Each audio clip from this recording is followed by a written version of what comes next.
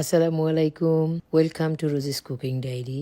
বেশ কিছুদিন আগে আমি একটা বিফ চাঙ্কের ভিডিও পেজে দিয়েছিলাম এবং আস্ক করেছিলাম যে এটা দিয়ে আমি আসলে কি কুক করেছি। অ্যাকচুয়ালি আমি কি বানিয়েছিলাম সেটাই আজকে দেখাবো।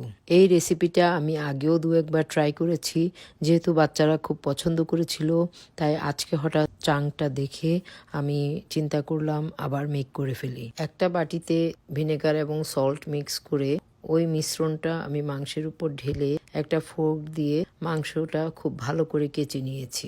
এইবার বিফটা বয়েল করার জন্য আমি প্যানে এমনভাবে পানি দিয়েছি যাতে বিফটা ডুবে যায়।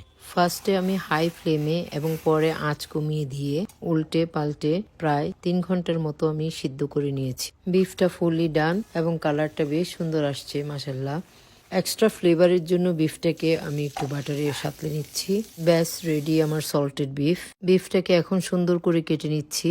মাংসের আঁশ বুঝে বিফটা কাটলে স্লাইসগুলো খুব সুন্দর হয়, আর এই স্লাইসগুলা ব্রেডের ভেতর বা স্যান্ডউইচ মেক করে বা আমার বাচ্চারা তো এমনি এমনি নিয়ে খেয়ে খুব মজা পাচ্ছিল। হাতে নিয়ে খেতে খেতে বাচ্চারা এক্সপ্রেশন দিচ্ছিল আর বলছিল, মা এটা কি ধরনের বিফ, এত ডিফারেন্ট একটা টেস্ট। আমিও খুশি হয়ে গেলাম আর মনে হলো আমার কষ্টটা সার্থক হলো। এভাবেই সল্টেড বিফ বানিয়ে ফ্রিজে কিন্তু 2 থেকে 3 মাস সংরক্ষণ করা যায়। আজকাল যেহেতু বাচ্চারা ডিফারেন্ট টাইপসের ফুড খেতে পছন্দ করে, তো এই ধরনের সল্টেড বিফ বানিয়ে রাখলে বাচ্চার টিফিন, ইভিনিং স্ন্যাক্স কিংবা ব্রেকফাস্টে ডিফারেন্ট ওয়েতে সার্ভ করা যায়, আর এটা বাচ্চার জন্য হেলদিও বটে। এই সল্টেড বিফটা দিয়ে এখন একটা সাব স্যান্ডউইচ মেক করব। এর জন্য আমি ব্রাউন ব্রেড নিয়েছি।